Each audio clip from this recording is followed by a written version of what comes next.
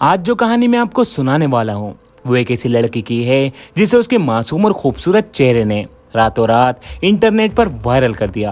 मगर जब लोगों को उसके खूबसूरत चेहरे के पीछे छिपे वैसे ही कातिल का पता चला तो लोग दंग रह गए। नवंबर 2020 में अचानक से एक लड़की टिकटॉक पर वायरल होने लगी। उस वीडियो में एक लड़की कैदी के कपड़े पहने, हाथों में हथकड़ी और पैरों में बेड़ी लगाए कोर्ट रूम में दाखिल होती है और कैमरे को देखकर कभी हंसती है तो कभी अजीब अजीब सी शक्लें बनाती है। उसकी जो ओरिजिनल वीडियो थी वो करीब 7 साल पुरानी यानी साल 2013 की थी। तो आखिर ये लड़की कौन है और इसने ऐसा क्या क्राइम किया था, चलिए जानते हैं सब कुछ इस वीडियो में। मगर उससे पहले अगर आप हमारे चैनल पर पहली बार आए हैं तो इसको जरूर सब्सक्राइब करें।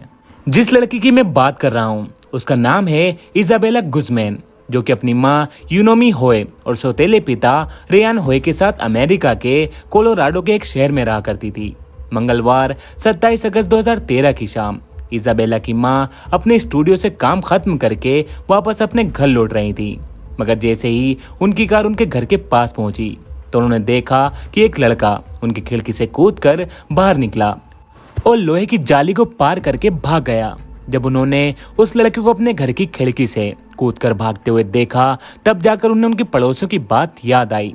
दरअसल उनके जो पड़ोसी थे वो इससे पहले भी कई बार यूनोमी होए को ये बात बता चुके थे कि जब भी वो घर पर नहीं होती है तो इजाबेला अक्सर अपने साथ अलग अलग लड़कों को अपने घर लेकर आती है और वो लड़के जैसे ही घर में किसी के आने की आवाज सुनते थे तो वो खिड़की से कूदकर भाग जाया करते थे।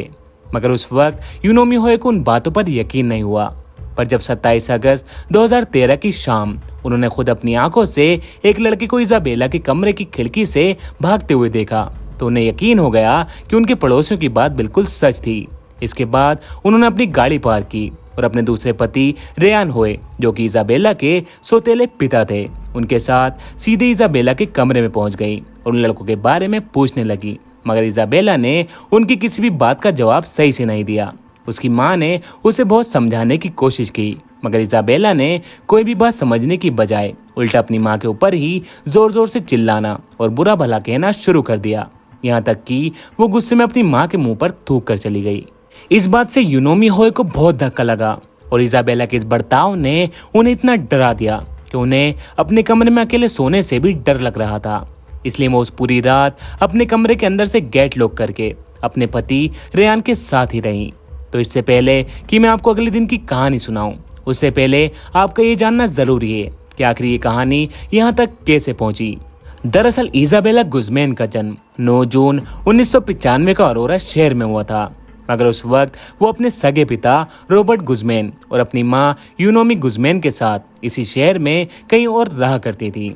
इजाबेला के जन्म के बाद उसके माँ बाप एक साथ मिलकर अरोरा के एक टाउन सेंटर में एक पोर्ट्रेट स्टूडियो लेते हैं, जिसका नाम वो अपनी बेटी के नाम पर बेला पोर्ट्रेट स्टूडियो रखते हैं, क्योंकि वो दोनों अपनी बेटी से बहुत प्यार करते थे और इजाबेला भी अपने माँ बाप से बहुत प्यार करती थी, खासकर अपने पिता रॉबर्ट गुज़मैन से।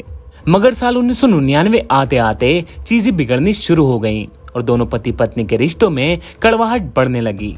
बात इतनी बड़ी कि दोनों ने एक दूसरे से तलाक लेने का फैसला कर लिया और फिर साल 1999 में ही रॉबर्ट गुज़मैन और यूनोमी गुज़मैन तलाक लेकर एक दूसरे से अलग हो गए और उस वक्त इजाबेला की जो उम्र थी वो महज 4 साल की थी।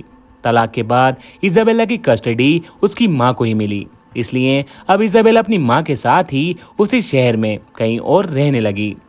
इजाबेला बचपन से ही थोड़ी जिद्दी और गुस्सैल टाइप की थी, पर अपने माँ बाप के तलाक के बाद वह बहुत ज्यादा जिद्दी और चिड़चिड़ी सी हो गई थी। मगर इजाबेला का यह गुस्सा नफरत में तब बदल गया जब तलाक के करीब 1 साल बाद यानी साल 2000 में उसकी माँ यूनोमी होए ने एक दूसरे शख्स रेयान होए के साथ शादी कर ली, जो कि अब इजाबेला का सौतेला पिता था। इजाबेला इस बात से बहुत गुस्सा थी कि अब उसके पिता की जगह किसी और ने ले ली और वह ऐसा बिल्कुल नहीं चाहती थी, क्योंकि वो अपने सगे पिता रॉबर्ट से बहुत प्यार करती थी।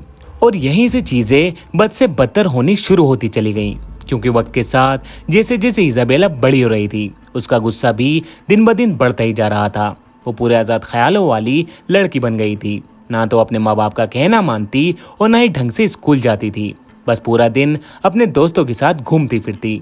कई बार तो वो कई दिन तक घर से और स्कूल से गायब रहती थी और जब उसकी माँ उससे समझाती तो उनसे लड़ने लगती थी। मगर हद तो तब हो गई जब 27 अगस्त 2013 की शाम उसे समझाने पर उसने वो किया जो उसने आज से पहले कभी नहीं किया था, और वो था अपनी माँ के मुंह पर थूकना। जिसके बाद उसकी माँ ने पूरी रात डर के साए में गुजारी। खैर, किसी तरह 27 अगस्त 2013 की वो रात बीत गई और अगला दिन आ गया। अगले दिन यानी बुधवार 28 अगस्त 2013 को सुबह सुबह जब यूनोमी होए अपना मोबाइल चेक करती है तो देखती है कि इजाबेला ने पिछली रात उन्हें एक मेल किया था।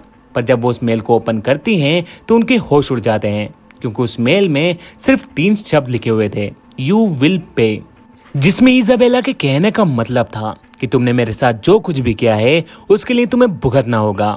इस मेल को देखने के बाद वो और भी डर जाती हैं। फिर वो ये मेल अपने पति रेयान को दिखाती हैं और अब उन्हें ये समझ नहीं आ रहा था कि वो क्या करें। आखिरकार यूनोमी हुए पुलिस को बुलवाने का फैसला करती हैं और 28 अगस्त 2013 की दोपहर में पुलिस को कॉल कर देती हैं, जिसके थोड़ी देर बाद पुलिस घर पहुंच जाती है। पुलिस के पहुंचने के बाद उन्हें सारा मामला और उस मेल के बारे में बताया जाता है जो कि इजाबेला ने भेजी थी। पर क्योंकि ये घरेलू मामला था इसलिए पुलिस वाले पहले तो इजाबेला को समझाते हैं और फिर बाद में ये वार्निंग भी देते हैं कि अगर अब उसने दोबारा ऐसा बर्ताव किया तो उसकी माँ उसे घर से बाहर निकाल देंगी, क्योंकि अमेरिका के कानून के हिसाब से कोई भी माँ बाप 18 साल के बाद अपने बच्चों को घर से निकाल सकते हैं। और इजाबेला 2 महीने पहले ही जून 2013 में 18 साल की हुई थी। तो इजाबेला को वार्निंग देने के बाद पुलिस वहां से चली जाती है। उसके बाद इजाबेला भी अपने बेडरूम में चली जाती है और यूनिमो होए अपने काम पर जाने के लिए टाउन सेंटर की तरफ निकल जाती हैं। और रात को करीब 9:30 बजे के आसपास यूनिमो होए अपना काम फिनिश करके वापस घर पहुंचती हैं। घर पहुंचने के बाद वो रेयान से पूछती हैं कि इजाबेला कहाँ है, तो वो कहते हैं कि उसे नहीं पता, पर हाँ उसने करीब 1 घंटा पहले लगभग 8:30 बजे के आसपास इजाबेला को घर के किचन में देखा था। रेयान की बात सुनने के बाद यूनिमो होए फर्स्ट फ्लोर पर बाथरूम में नहाने के लिए चली जाती हैं और इधर रेयान लिविंग रूम में बैठकर अपना डिनर करने लगता है। इसकी थोड़ी देर बाद ही रात करीब 10 बजे के आसपास रेयान को अचानक से ऊपर फर्स्ट फ्लोर से कुछ आवाज सुनाई देती है। ऐसा लग रहा था जैसे कोई जमीन पर गिरा हो या दीवार से टकराया हो। फिर कुछ सेकंड बाद ही यूनिमो चिल्लाकर उसका नाम पुकारती है। अपना नाम सुनते ही रेयान ऊपर उठकर बाथरूम की तरफ भागता है और वो जैसे ही ऊपर पहले मंजिल पर पहुंचा तो उसने देखा कि बाथरूम का दरवाजा खुला हुआ है और शावर के चलने की आवाज आ रही है। फिर वो बाथरूम के जब और करीब गया तो उसने बाथरूम के अंदर इजाबेला की एक झलक देखी, मगर उसने जैसे ही बाथरूम में घुसने के लिए दरवाजे को धक्का दिया तो इजाबेला ने अंदर से पूरी जान लगाकर दरवाजे को अंदर से लॉक कर दिया। इसके बाद अंदर से यूनिमो होए की जोर जोर से चिल्लाने की आवाज आने लगी और बाहर से रेयान बाथरूम का दरवाजा पीटने लगा, पर दरवाजा नहीं खुला। अभी वो यही सोच रहा था कि दरवाजे को कैसे खोला जाए, तभी उसकी नजर नीचे पड़ी और उसने देखा कि बाथरूम के नीचे से खून बहकर आ रहा है। और ये देखते ही उसकी हालत खराब हो गई। वह तुरंत भागकर नीचे गया, अपना फोन उठाया और 911 पर कॉल कर दिया। उस वक्त रात के करीब 10:05 हो रहे थे। कॉल पर रेयान ने पुलिस को बताया कि उसकी बीवी और सौतेली बेटी बाथरूम के अंदर बंद है और उसे लग रहा है कि उसकी बेटी ने उसकी बीवी के ऊपर जानलेवा हमला कर दिया है, क्योंकि बाथरूम के नीचे से खून बहकर बाहर आ रहा है। इसके बाद रेयान पुलिस को पिछली रात और सुबह जो कुछ भी हुआ उसके बारे में बताने लगा और बताते बताते ऊपर पहुंच गया। तभी अचानक से रेयान ने एक जोर की आवाज सुनी और यह आवाज किसी और की नहीं बल्कि उसकी बीवी यूनोमी होए की थी और यही आवाज उसकी आखिरी आवाज थी। उसके बाद सब कुछ बिल्कुल शांत हो गया।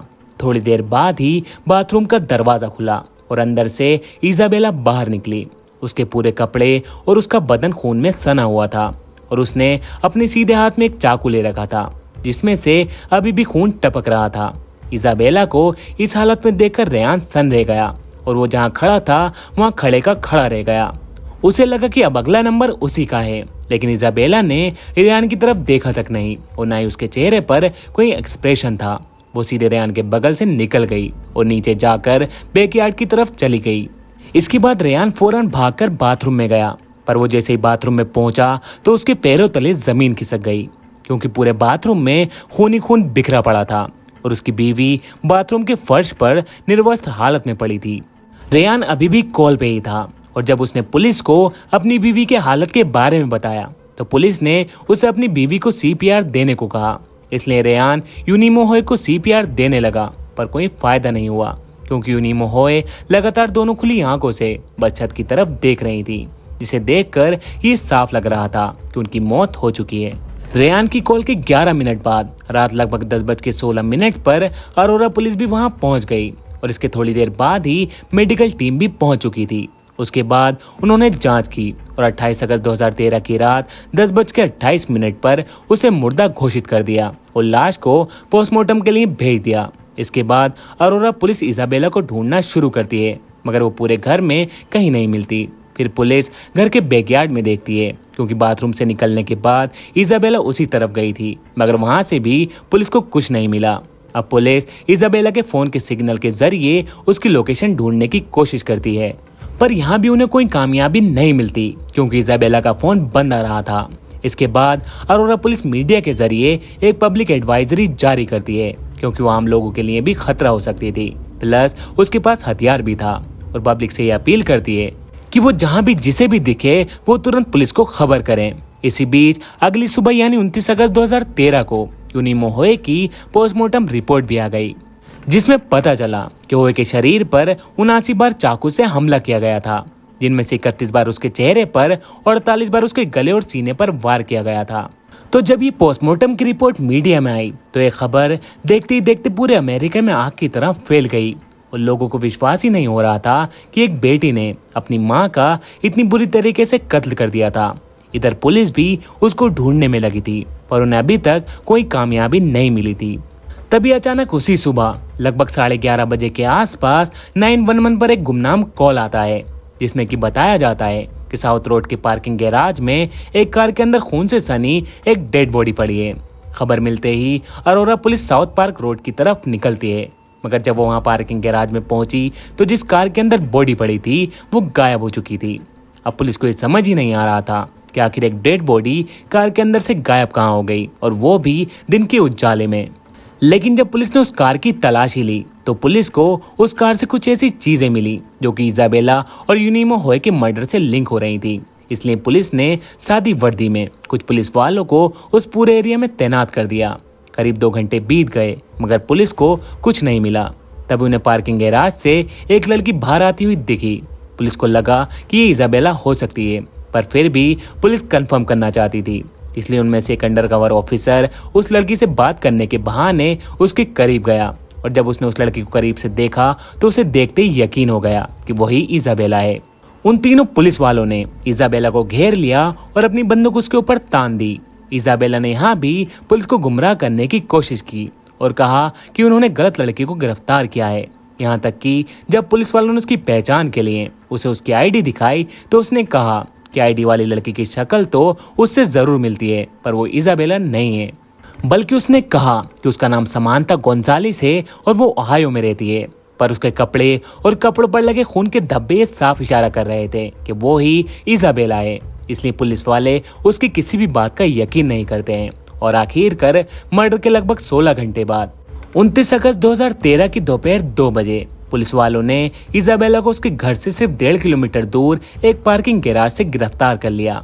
पर अब भी एक सवाल बाकी था कि आखिरकार वो जो डेड बॉडी थी वो किसकी थी और वो गायब कहाँ हो गई।